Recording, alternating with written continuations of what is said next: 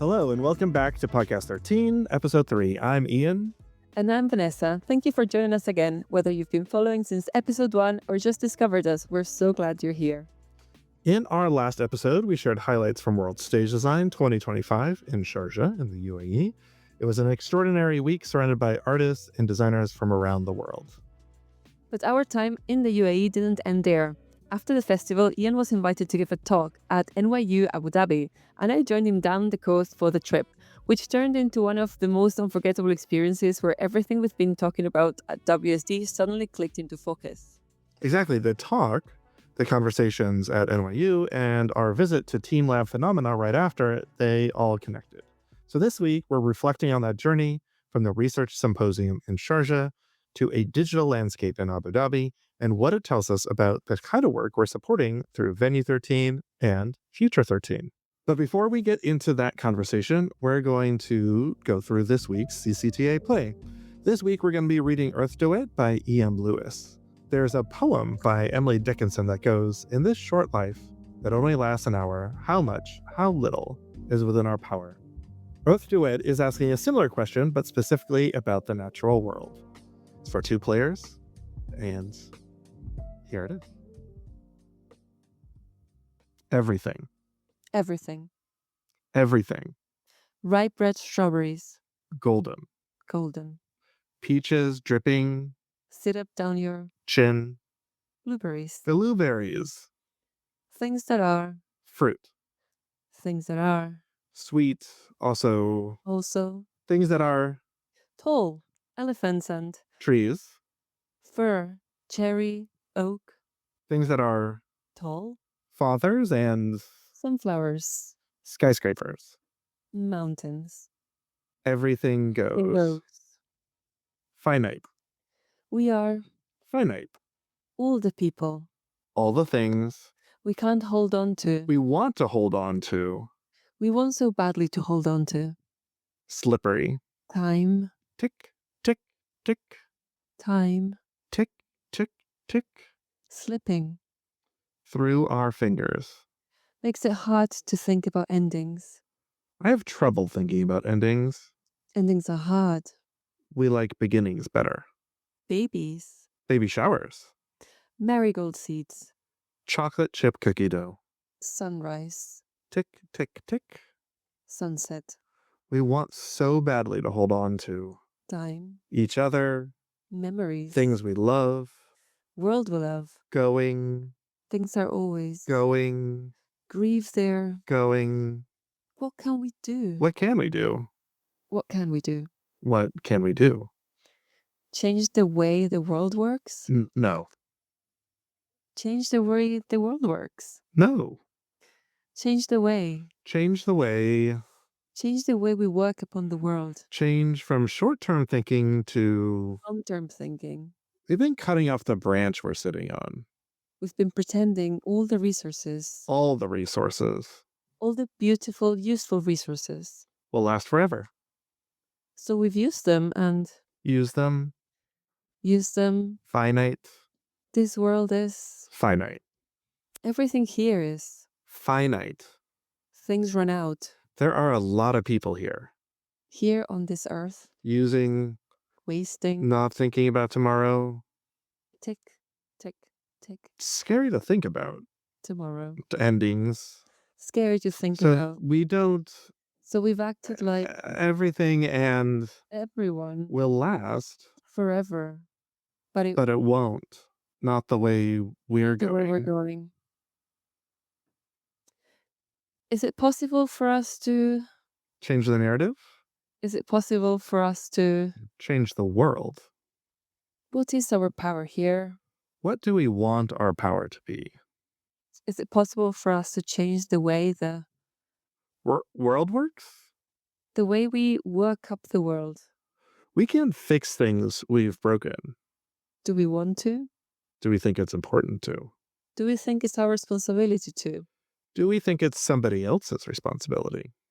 Anyone else's responsibility to? Change the world. Or do we think it's ours? Do we think the time to change Is some other time? or now?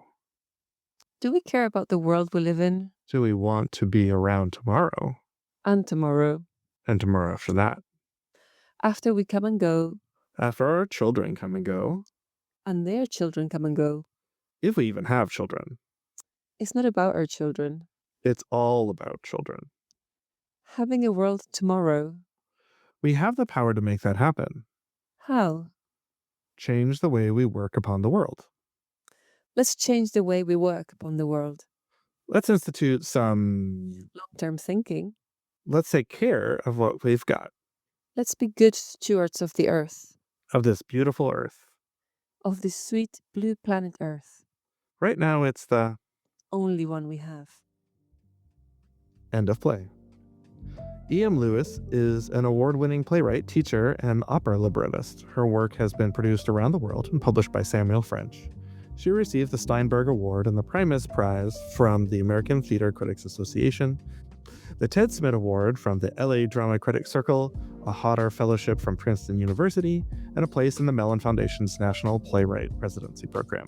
She lives on her family's farm in Oregon.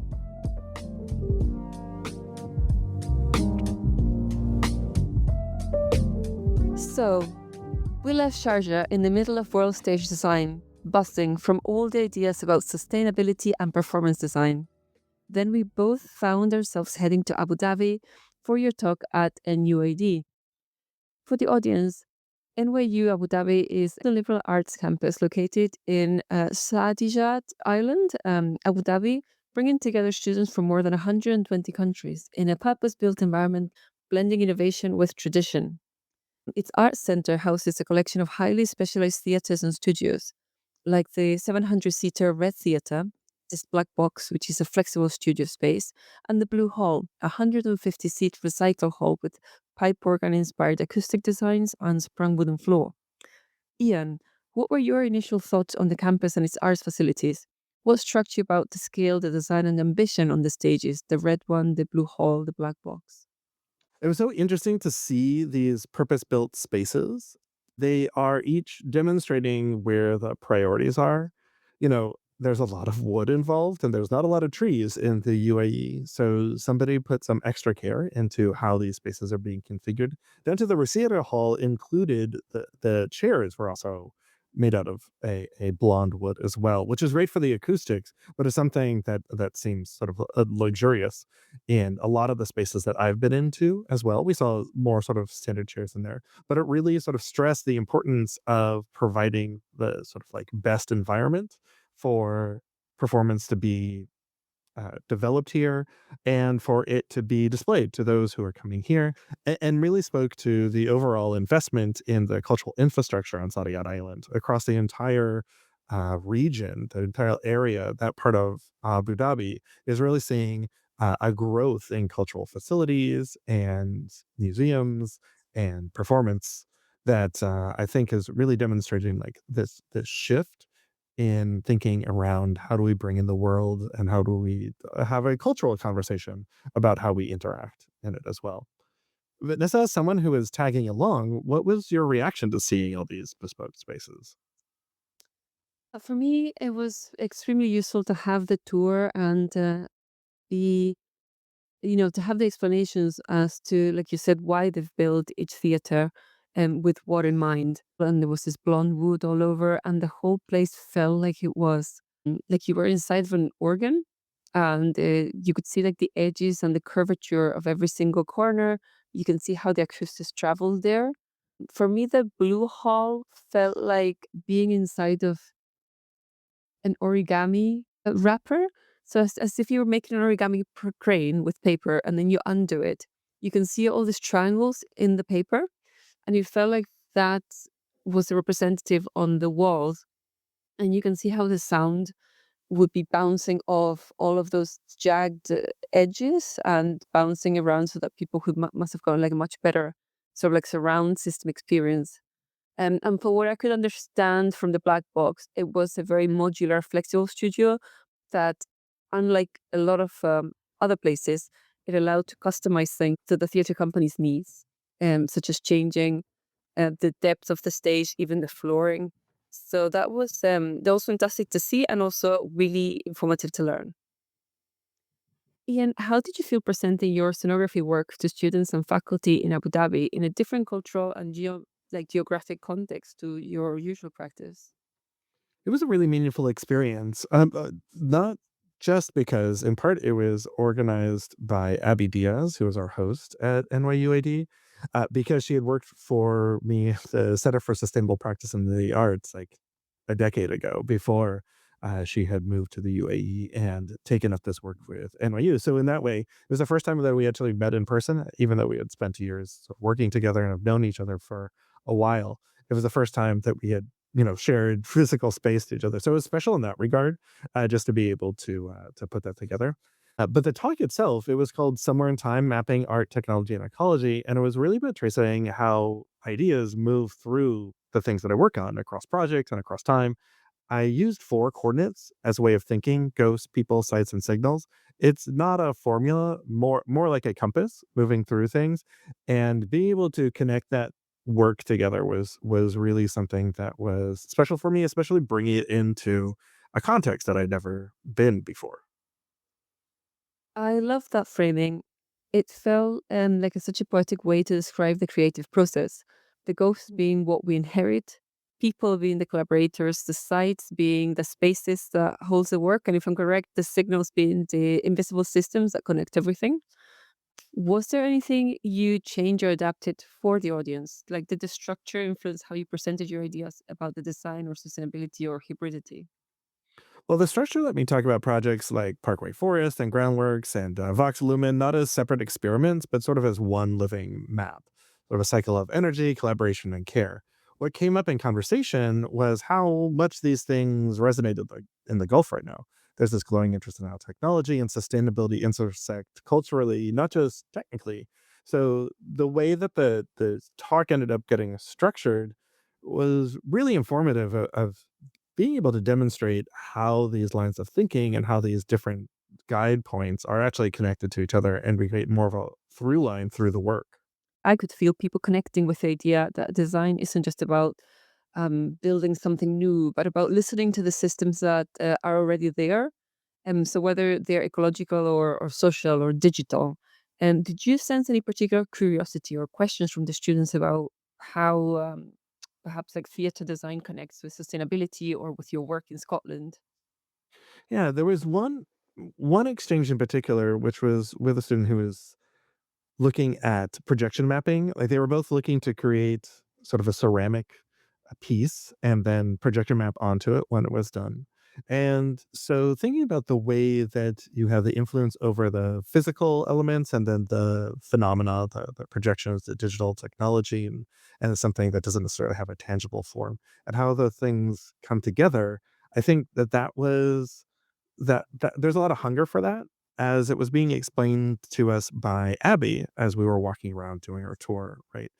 She was describing that this is of great interest to a lot of the students right now, and in talking to some of the faculty members as we were on that tour, a lot of their work is as well. Like, it is an interesting environment to be doing this on. We saw this in world stage design too. Like, there was we didn't have an opportunity to go experience it, but there was like a sound installation like farther out into the desert, and so I think that this otherwise seemingly foreign landscape for a lot of people who are coming in from outside, or is just less represented in popular culture, of like, the dunes, a very shifting landscape too, combined to then how do you bring in highlights of phenomena? How do you coordinate these things together? How do you create an experience across both the physical environment and the technology environment? I think that was one of the main things. I think it came across in the talk, but like I said, with this projection mapping sort of conversation with a student coming in of like they're dealing with earth, like they're dealing with clay, and then looking at bringing the technology on top of that. And the conversation that we're having was about as much as you can plan for it, like getting your hands into it, getting into it, like creating the thing and putting, projecting onto it, seeing how it takes light, seeing how that have that reciprocal relationship. I think it was very indicative of a lot of the conversations that we're having. There's a true back and forth. And I think that it's true, like, also when we're going to be in Scotland, though it's a very different landscape for that, as we've been developing AI Campfire, now return to AI Campfire. That the way that it's hosted in the venue is very much about how these things intersect in these landscapes. What are the points of engagement between where we are and how we want to express like other ideas about it, what those signals are for it. So for me, the question was, how can we make those systems visible, or even, those are the performance. And in a way, that's what sort of led us straight to TeamLab and Phenomena, which we were both excited to see. It's sort of a living example of what it means to design with ghosts, people, sites, and signals all at once, sort of arising out of the desert, right? Yeah, absolutely, and I absolutely get what you say, and I really enjoyed the exchange with that student. I feel like she got quite a lot of points out of that to take forward into the practice and into the project that she was going to do. You gave her some really clear things to start working on, which was really really good interaction to see. So, Ian, do you think it's time that we tell people about our experience visiting TeamLab? So, TeamLab Phenomena Abu Dhabi was this massive 17,000 square meter immersive art playground where exhibits mix the light, the water movement, and everything responds to you as you walk about. And you can touch everything, you can touch the walls, and there's a reaction. You can step into something, and something happens, and you're surrounded by moving light at all times. And then there's also like a water area, which is really exciting. This has really sparked the big ideas about future performance and design for Venue 13. For listeners who haven't seen it yet, how would you describe Team Lab Phenomena Abu Dhabi? Well, it's interesting because it's a purpose-built home for TeamLab's evolving installations. They're based in Tokyo. They have a number of different installs throughout the world, but this is like the first in which they've actually created the building to house things. So I think it's operating at a scale. You've got these massive projection spaces, environmental soundscapes, shifting air currents. Like that it lives up to the phenomenon name. There's like sort of every natural phenomena causing different sort of interactions there. So you're not just observing the art, you're participating in it too. Whether or not that's because it's interactive in a way that you might expect through a digital environment, like you see the environment reacting to you, projections of wind currents or insects floating or animals crawling around that have been generated through some other user experience, then they can go splat or they change directions or they start moving around you. So there's those elements, and then there's the actual physical phenomena too. You had mentioned walking through water. Like there are parts of it where you are going through, you have to take off your shoes and roll up your trousers so that you're not getting wet, so you can walk through these environments where things are floating around, etc. It's just sort of one of those rare places where you truly feel that the art, the technology, and the ecology are all in dialogue together. Walking in, I remember thinking, this is the kind of scale where, I don't know, the invisible becomes visible. It's like you can't, anything you can think happen, it's like your brain is working extra hard to comprehend it, but it's all very kind of quite impossible to comprehend. So like they make light become sort of like matter, and then you have sound which like enhance the space and the void type of thing. It makes you feel a bit hollow, and your own body sort of becomes part of the story. I mean, I was a bit nauseous in a couple of the exhibits because it just felt like larger than life. What exhibits caught your attention, Ian? Well, there's Morphing Continuum. In that one, there's hundreds of floating silver balloons, or they sort of exist as shapes. It's relatively dim there. And they swirl around you. They're connecting the air currents and having those so that they turn into these vortexes of these silver balloons, and so you have these tornado like patterns as light and wind interact. You sort of become immersed inside the movement. There's also and there's another space in which they are going through a series of laser light shows that are like they have hundreds of lasers intersecting into space to create different sort of shapes in sort of an atmospheric haze. And I feel like I could have stayed in there for a very long time. It's also one of those things that, while they encourage you to take photographs, take videos, share things about it, so many of these things as phenomena are really hard to document in a way that you can communicate outside of experiencing it as well. And between all of these, I know one of the things that I took away from it as someone who, you know, I when I'm in environments like this, I want to know how it's done. And when I go into it, most performance environments, I'm usually able to decipher how things are accomplished, and I like that sort of puzzle to it. And I'm always delighted when something takes me by surprise, where I am lost in the moment of the experience, where I don't, at least for a moment, understand what the technical systems for it is. And between all of these, even when I did understand it, like the lasers, it's very obvious how it's done. But through combining various key elements to it in such a clever and ultimately really simple way, it became really engaging for me, where I was able to like separate myself from the technology. What were some of those that caught your eye? So I remember the one of the lasers, and it was a circular room, right? And there were millions of lasers pointing to the center. And from an untrained eye, the best way I can explain it is that it's a low room. You're lying down on beanbags. You're looking upwards. There's this circular round of lasers pointing to the center, and where they meet, somehow they create these shapes. And at one point, to me, it was like it felt like you were kind of in heaven, and or you could see like aurora borealis, just because of the combinations and how the lasers met each other in the middle. So you could see this suspended aurora borealis. It was pretty amazing. But also don't forget the biocosmos, which is like you walk in on a net and it stretches about this vast space, and you don't really get a sense of how big the place is. It feels infinite, and you're in this net, and there's clearly nothing under the net, so you're suspended, and there are projections all around you, and they're moving in a diagonal circular way. There are flowers and birds and like cosmic imagery, and it feels like you're stepping into another dimension, but because everything is turning in a sort of like planetary way, I guess that's the best thing I can say about it. This is one of the ones that made me feel a little bit nauseous. So it's like I had to sit down on the net and breathe, because you could be standing, but everything feels like it's moving around you. Um, but when we walked into Team Lab, the first thing that hit me was how the space, like itself, felt alive. Every single room felt like it had its own movement. And one of the pieces that really stayed with me was the levitation void. I'd like to go back actually, because I don't think I experienced it as fully as I should have. But it's like this massive black sphere that it feels like it's suspended by itself, like by magic. And it was such a darkest shade of black that you couldn't really understand or your brain couldn't really make sense of the shape of the sphere.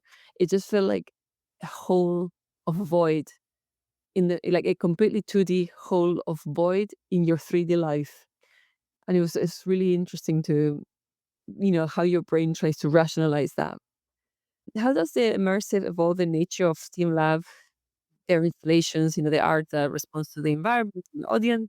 How do you think that connects with your own interest in performance and technology and ecology? Well, this is something that's always been what's drawn me into this. Like, one of my favorite artists is also, Olafur Eliasson, who's similarly worked with phenomena as well, maybe less projection. They can be a little bit more simple too. But I know what you're saying about levitation void, like another one where it's just like such a simple idea that there's the minimal instances of technology. Like, it's not meant to be like an overwhelming sense that this is like a techno space for it. In that one, like, there is essentially it's a giant balloon, and they've got these wind currents moving through it that cause it to levitate. But at the same time, your brain's trying to make sense of the shape of it as well. And so it's like these simple exchanges between the physical environment and the technology that allows it to disappear. I mean, there's plenty of the spaces where the projection mapping is like, isn't this cool? There's a very much a, isn't this cool? But a lot of the success of these and what changes them over from like this is like a cool exhibit or something that you might see in a museum. It's like educational and that with like really well done technical mastery around projection mapping is that where it sort of crossed over into feeling natural. It felt like it was, it felt like it was like an ecology. It felt like it was part of the physical world, not just being imposed on it. And in that way, it sort of allows these phenomena to be the performers, right? It's an experience that reminds you that performance can exist without performers, that the audience, the technology, and the environment can co-create those these instances of meaning together. That's absolutely right. Yeah, you said it. That's what it was. Do you think that this visit influenced or will influence how you think about immersive performance and audience interaction on sonography in any upcoming projects? Well, I think that it will actually come into Venue 13 quite a bit because it's one of the things that's really appealing about the space that we have available to us and why we're interested in this sort of open space and not like carving it up or not trying to like create really small conventional spaces that thinking about what can be done through these simple interventions that through inflatable, a little bit of air, maybe a little bit of technology, that you can create really meaningful experiences that hold magic in those spaces. And I hope that influences a lot of the projects that I'm doing. But I really do hope that it's something that when we're bringing people in and they're engaging with us and working with us to bring something into Venue 13, that that open space, that blank canvas in three dimensions becomes something that engages all those senses sort of in the same way. What about you, Vanessa? Having absorbed all these international perspectives, how will you bring some of that back to Edinburgh and Venue 13? Well, that is still to be seen. But absolutely, with the research for Return to the AI Campfire, which is going to be the second installation from the Campfire series, we had a conversation with some collaborators potentially to inject more technology and more immersive interactions between the visitors and the project. And in a way, although we do have, it is a show and it is a production, because it's a digital production, essentially it is a little bit like performance can be done without performers. So we do want to find a way of finding that the audience can interact with the piece and take something away from that, something that is like you said, magic, a little bit more, something that wakes up within them that says, "Oh yeah, that was actually quite neat," and I will remember that, and I will tell people about it because that has changed me in a way, or it's maybe changed the way I view things in a certain way. Yeah, it's one thing to note also for our audience that we're both big fans of magic. Like we've seen a couple of magic shows when we were working on the festival together. And I used to work with a lot of magicians as well. Maybe this is fodder for a future episode where we talk specifically around magic, but there's something about in working with them, like I know how a lot of illusions are accomplished for it, similar to what I was saying with the team lab space. And like I know technically how a lot of this is accomplished, but being still brought into that sense of wonder or being still brought into this idea where I at least for a time, don't know how something is accomplished or might know how it's accomplished. And I just like, it's done so skillfully that I can't see the system of how it's working, even though I know how it must have happened.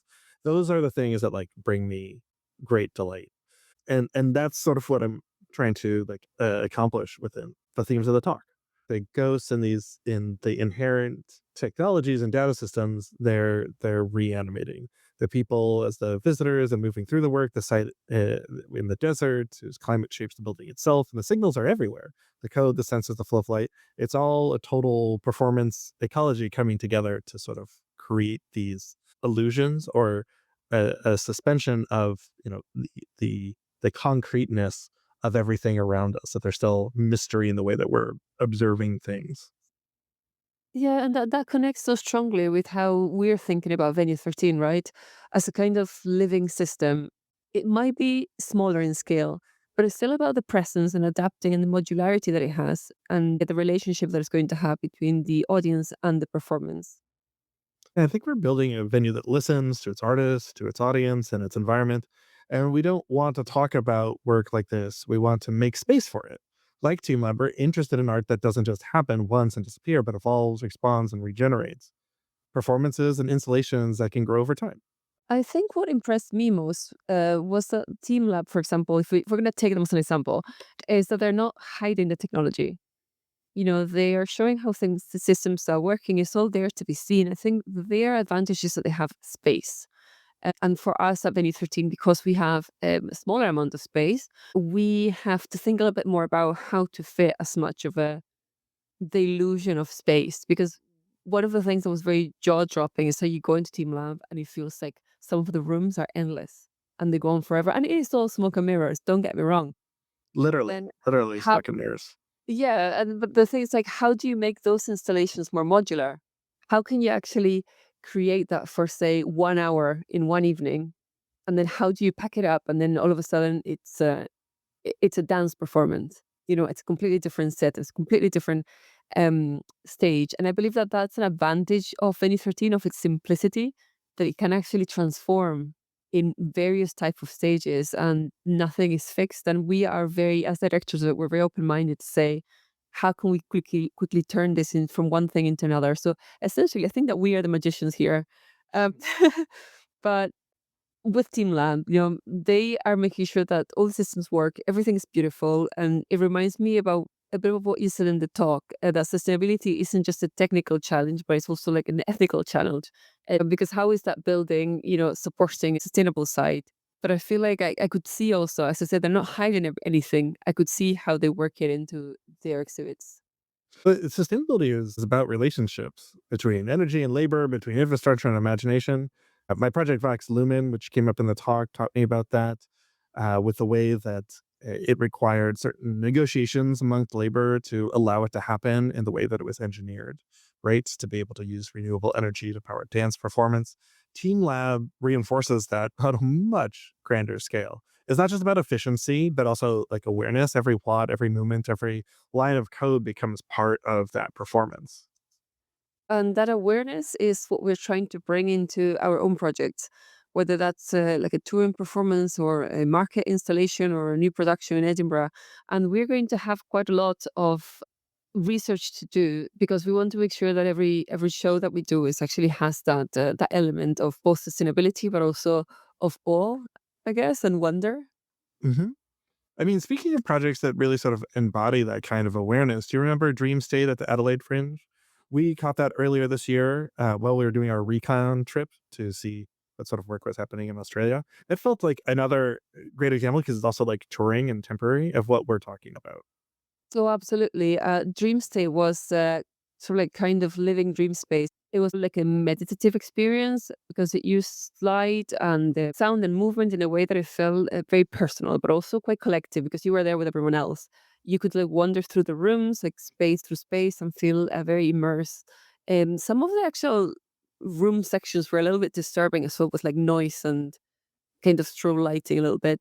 But you were inside someone's imagination. It felt like a dream, but certain rooms were a little bit like a nightmare. It remind me that audiences are craving experiences that evolve around them, not just linear stories, but worlds that they can explore. So that sort of mystery, I can see how that influences someone to think about something, not like a haunted house. Like they just came past Halloween and it's not too different from but that sort of like exploration, interaction, something that like you feel like you have agency within the environment. There's like a bit energy we want to nurture at the venue with work that blurs between installation and performance, involves discovery, and can grow a shift over time. For me, seeing Team Lab after giving that talk at NYUAD felt like coming a bit around full circle. Everything I'd been describing in theory about mapping relationships across art, technology, and ecology was just like happening there right in front of us. And it also gave us a glimpse on what's possible when those systems are supported. And we had countless talks with people about, grants and funding, and it made me think about how Venue 13 could become a kind of incubator for the same way of working, where artists can they can prototype, they can test, they can evolve work, that blurs the lines between the live, the digital, and even environmental performance. Their digital storytelling projects, for example, or a sensory installation, or a performance which could be powered by renewable systems. And, it was great speaking to so many artists because we were like, well, talk to us about Benny 13. Don't be scared of the Fringe because we are demystifying the Fringe. We're making it simple. We are a medium, like small to medium sized venue, and we are willing to meet you halfway. It's like, tell us your dreams. What do you want to create? Because that's the part that excites us. So Venue 13 and Future 13 are about building that infrastructure at a human scale.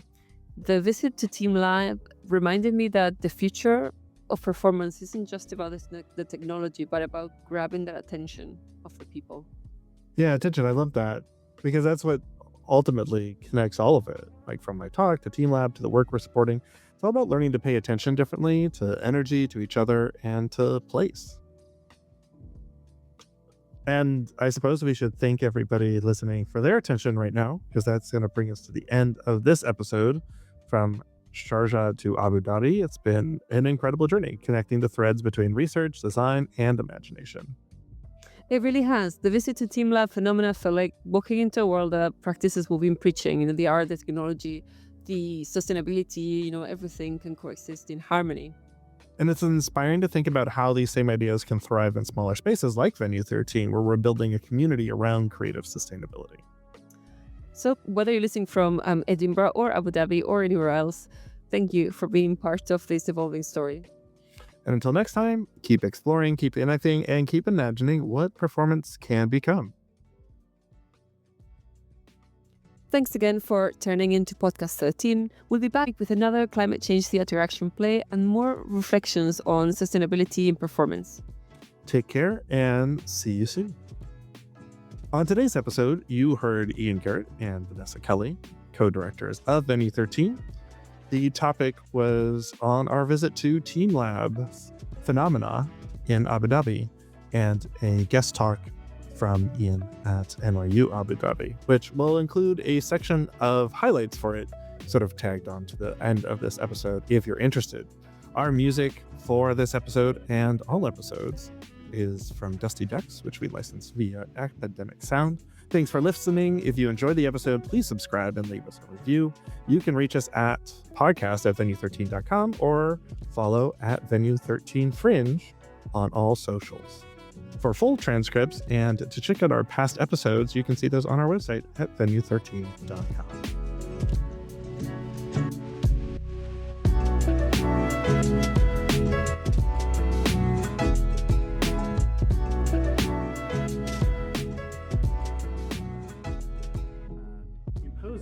Sounds more negative than Fringe be, but that sort of creates the parameters on which you're collaborating with folks. This happens with sight as well. So Groundworks, we explored how signals travel through stories laid in visual media, tracing networks that already existed, with the way that those stories are transported in the way that actual physical infrastructure throughout that region sort of erases or makes visible those sort of things. Sometimes the next step in a practice, though, is to map it, not just to map that system, but also to build one. And to construct the infrastructure that allows the performance to exist differently. So this is sort of where Vox Lumen, this project Vox Lumen was at an homage to the dance company, starts. This is an early rendering of this performance. There was a question here that Willie Young, who's the choreographer, director of the company, so started with when we were talking about it, which was, and this came directly out of that Coachella project, conceptually, could a full-length dance performance be powered entirely off-grid? Like you had a performance state within a theater, and it's like, can we do it without using any of the electrical infrastructure? Mainly just see if it can be done. And then what's the sonography of what that space looks like? Ultimately, the piece was sort of imagined as a world where sunlight has vanished and survival depends on cooperation and renewable energy. The production itself, lit by those rules, by all the light that was on stage, and actually all the tech that was on stage was powered by energy that we had to gather during the day.